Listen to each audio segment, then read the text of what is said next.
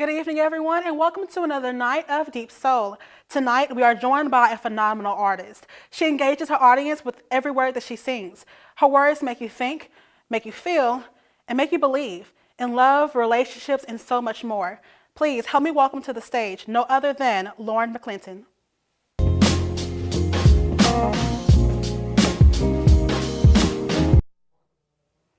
Hey everybody, welcome to Deep Soul. As I said, I'm here with Lauren McClinton. Hi. Hi. Welcome to Deep Soul. Thanks for having me. This is your first time here. Yep. And I'm super excited for you to come here. So let's start all the way in the beginning, all the way back when dinosaurs were here. Kidding. No. The fetus. Let's talk about your birth. Where are you from? Because you're not from Tennessee, right? Nope. Where I'm you from Los Angeles, West Side. West- I'm from West Side, yeah. Los Angeles, California. I went to elementary and middle school and grew up in LA, and I went to high school kind of outside of LA. And when did you start doing music? When you was 9, right? Yeah, I was about 9. My mom said I've been singing since I was about 3, but I mean, I don't remember that. Yeah. Do you know who you got your musical talents from? Because it wasn't from your mom, right? No, my mom is kind of tone deaf. That's all right. She accepts it. Yeah. She understands that she accepts it. That's great. Yeah, she understands. My grandfather, I believe, my mom said that he was a jazz musician. Oh, wow. And I don't know his name. That's it. I don't know. Have you ever asked? I've never asked. Have you ever wondered? I've never asked his name. Maury's here. Yeah. We can figure this out. Do a bloodline. But no. He wasn't really in her life, so I didn't really ask much about it, but I know he was a jazz musician. Okay. So that's probably what I got it from, and just listening to a lot of like Luther Vandross in the house and. Wow. Okay. And Brian is that McKnight. some of your influences as well? The people that helped your music street, Yeah, I was right. Music street. Artistry. Yeah. Music. We're gonna make a new word today. Yep. Luther. Who else? Brandy. Brian McKnight. Boys to Men. Oh wow, we're going with the 90s. Yeah. 90s R&B. Tony. Awesome. I can do a pretty good impression of Tony, but I'm not going to do it today because it probably won't be too great. Okay, well, hopefully that could be an outtake. Catch me outside, yeah. Yeah, you can do the outtake. Yeah. So tell me about how did you first get into music? Most people do churches.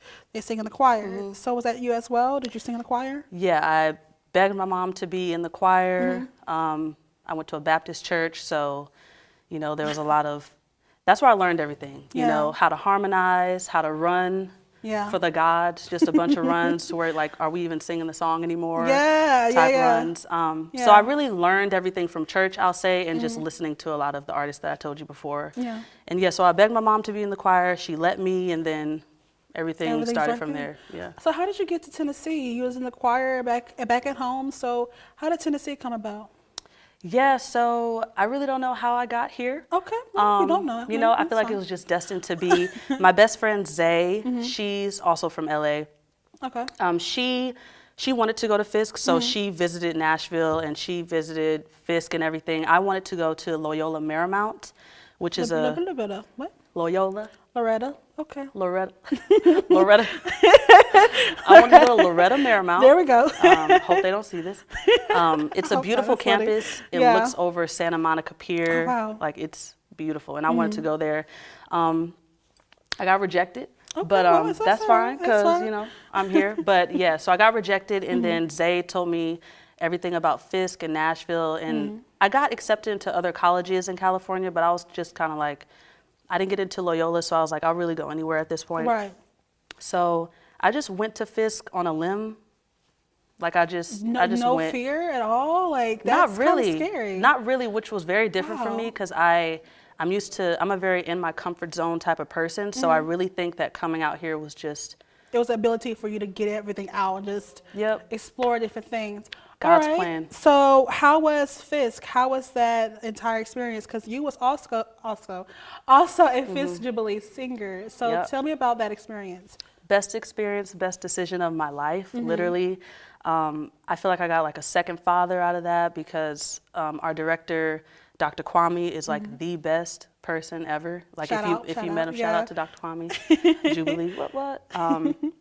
Yeah, it was a great experience. Yeah. I learned a lot. I learned a lot more about Fisk just being a part of Jubilee and the history. I got better vocally. Just the training from Dr. Kwame was phenomenal. I got to travel places I probably would have never gotten a chance to. You traveled to Germany. Germany. Boston. Mm-hmm. That's beautiful. I probably would have never been able to go out of the country without that experience. At that time. Right, at that time. Without that experience. So we went to Germany and everything. What was your favorite moment? Because you've been to a lot of places with them. So what was your favorite moment? Can you pin one down or? I loved going to Boston and visiting Berklee School of Music, but the best experience was going to Germany and being able to sing in those huge churches, churches, just hearing all 16 of our voices bounce off the walls in there like it's literally nothing you would ever hear before. That's and amazing. Just we would sing a song called Listen to the Lambs and people would just cry. It was really just like a real spiritual moment that like no one could take away from us. You still miss them, don't you? You miss that experience. I do. I can see it. You miss it so much. I start crying. No, okay. I really do. Yeah. I really do. But they're down the street. Yeah, right. Just down the street. That's fine. They're down the street. All right. So you was in the Jubilee Singers your junior year and your senior year. Yeah. So when did you outbreak as a solo artist? I would say when I recorded, I wanted to be a solo artist before, but I feel like I really got the confidence when I recorded my first cover, Come and See Me, by Party Next Door. I went to my friend's house, Rizzo, he's a producer and engineer, and I went there and I was like, I want to record this cover, because I did a snippet on Instagram, and people were just like, we want to hear more, so I was like, I'll give you more, and then I recorded it and people loved it, so... You know, people were telling me they wanted to hear original music, and I had a lot, but I didn't record anything. So I was like, well, I better put some fire under my, but yeah. But that was that cover started a whole mantra of covers on your YouTube page, right? Well, not necessarily. I would say I did a bunch of like covers before then, but that was my first like real cover where I did a video to it, and I was like really serious about it. I was serious about the other ones, but like the quality was bad, and like, you know, I've learned a lot. You can tell my growth, like if you look through those videos, like you can tell like the angle was off. Where I am now.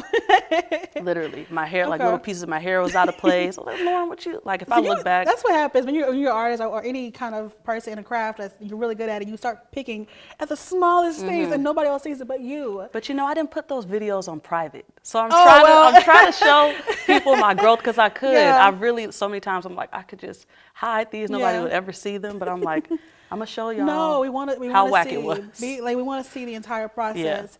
All right, I have so many more questions for you, but we got to take a quick break. Okay. So when we return right back with Lauren, we're gonna have so many more questions and a whole awesome time. So stay tuned right here on Deep Soul.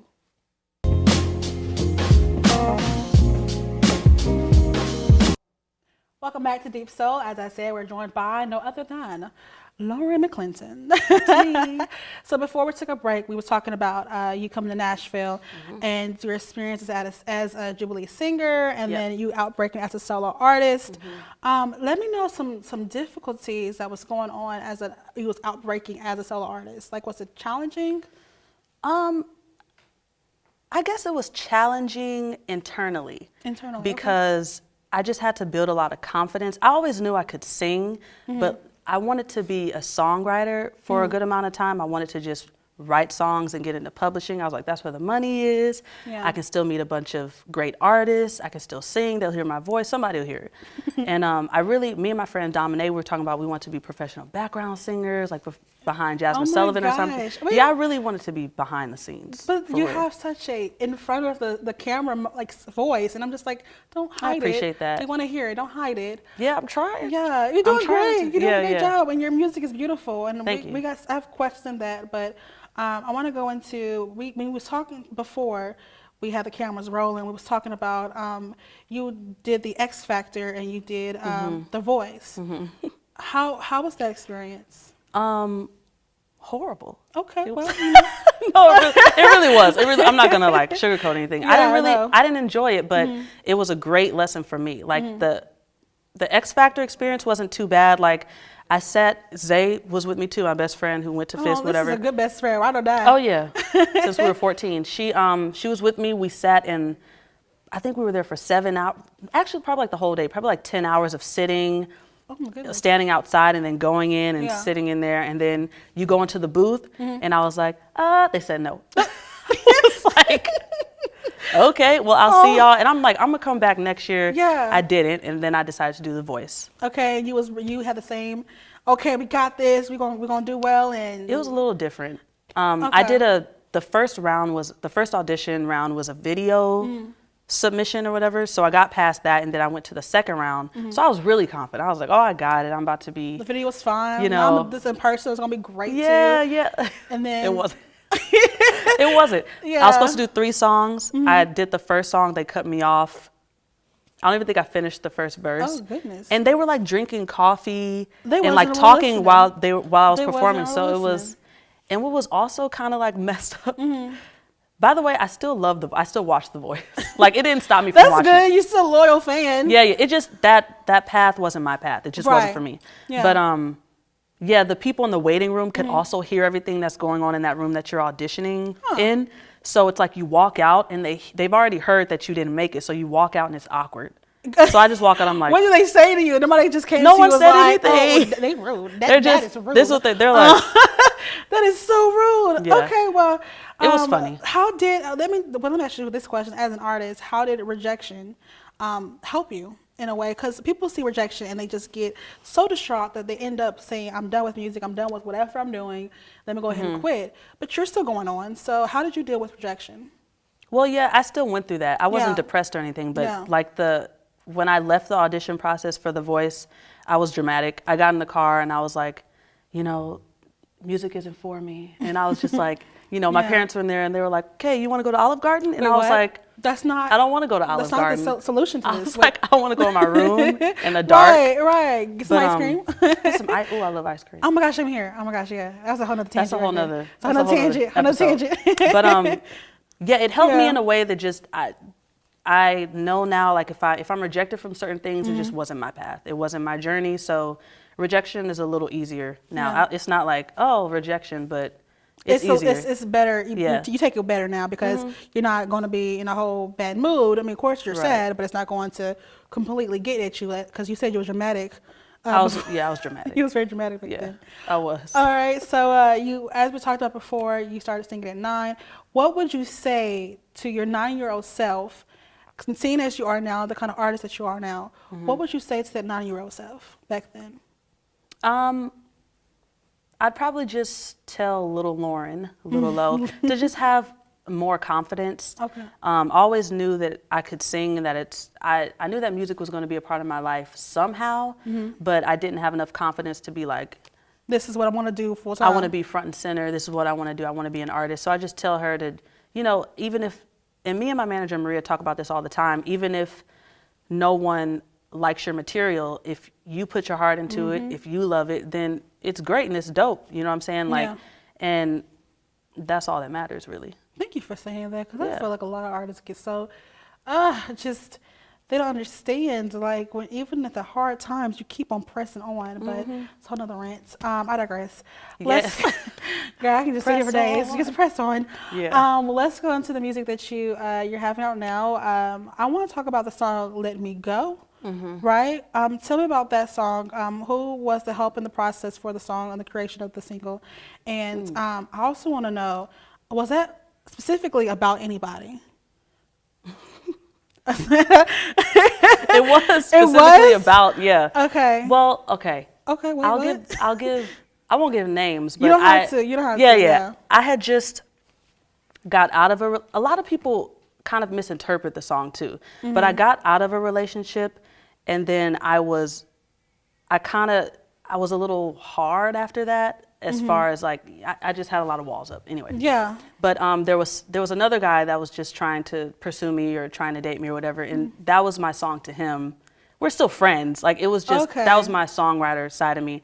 But it's basically just saying like, you should let me go because too many people have broke my heart, or you should let me go because I don't want to break your heart because I'm not in a position to emotionally Be there for you. be in another relationship. Right. So that's all I'm saying. It's beautiful. I love that Thank you.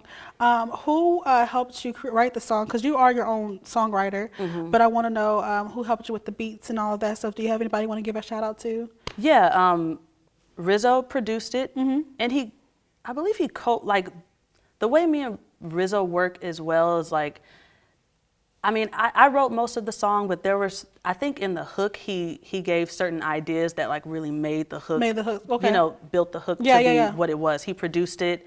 It was really just me and him. And then there was a point in time where we brought my manager Maria in and my friend Chris, who's also an artist and does a bunch on the business side, and my friend Leandria.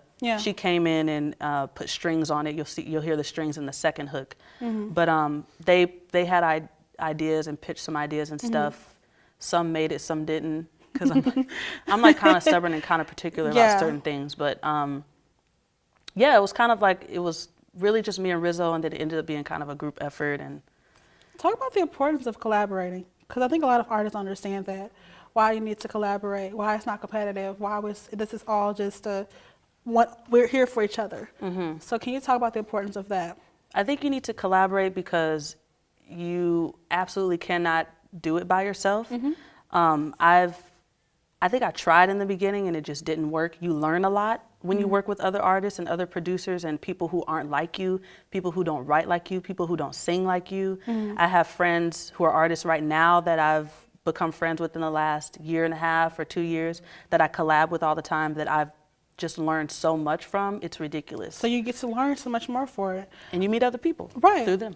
All right, when we come right back, we're going to have a phenomenal performance by no other than Lauren McClinton, so stay tuned.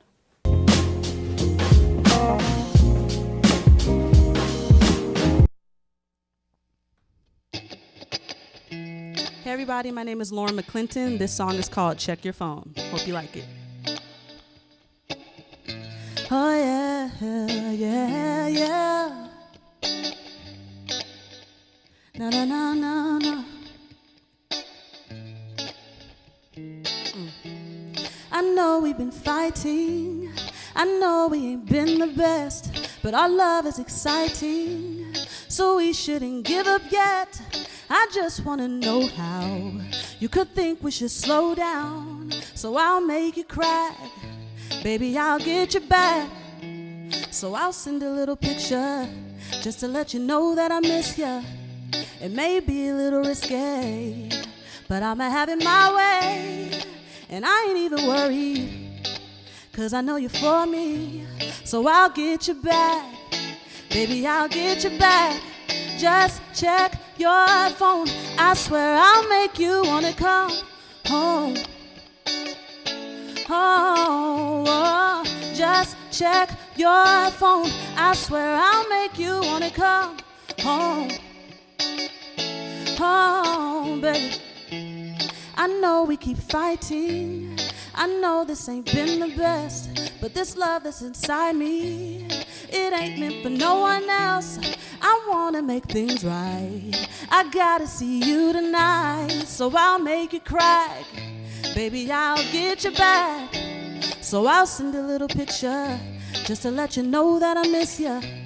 It may be a little risque, but I'ma have it my way.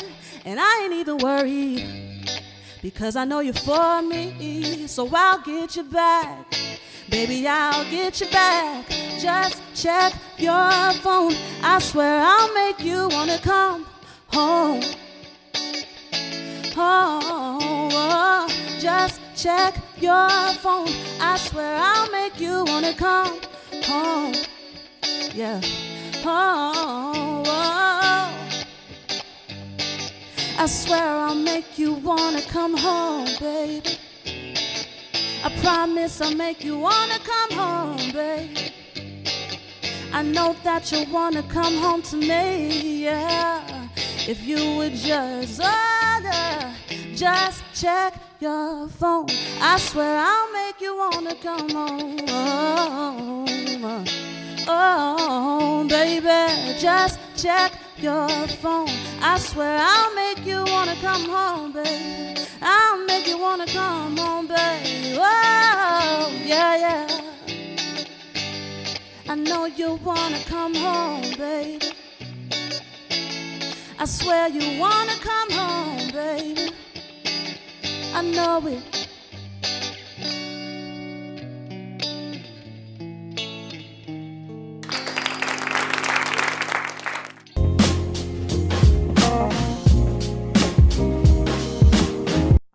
Again, my name is Lauren McClinton. That was Check Your Phone. This is my guitarist, Rizzo. And this next song we're going to do is Anatomy. Hope you like it.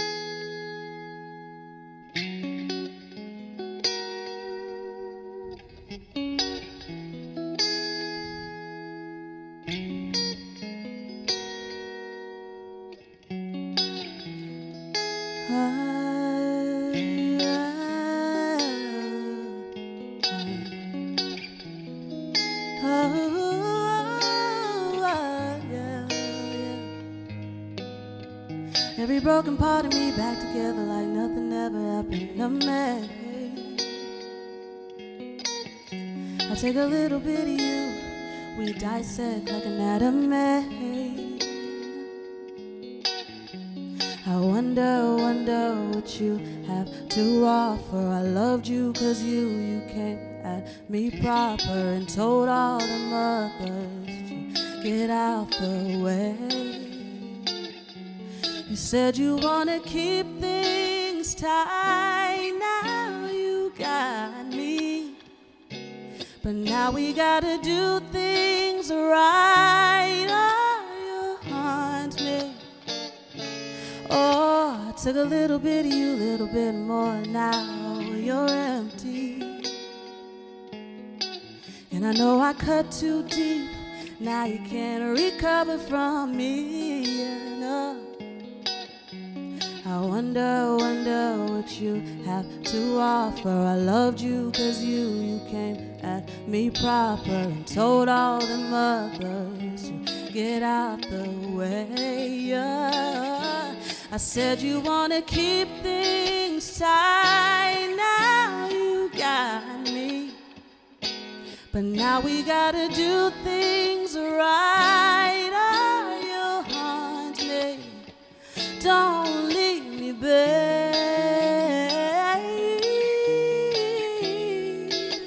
Please don't leave me, babe. Oh, I won't leave you, babe. Please don't leave me.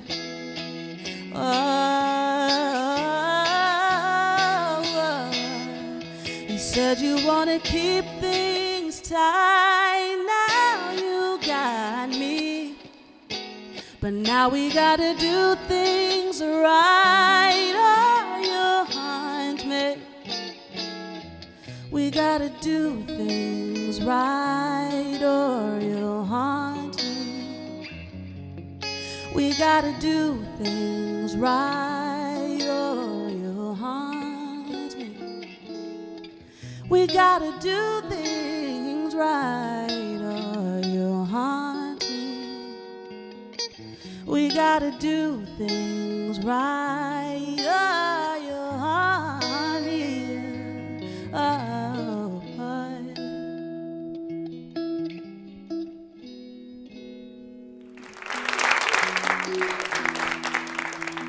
I was just stuck in a trance with this song. I love this song so much. It's beautiful.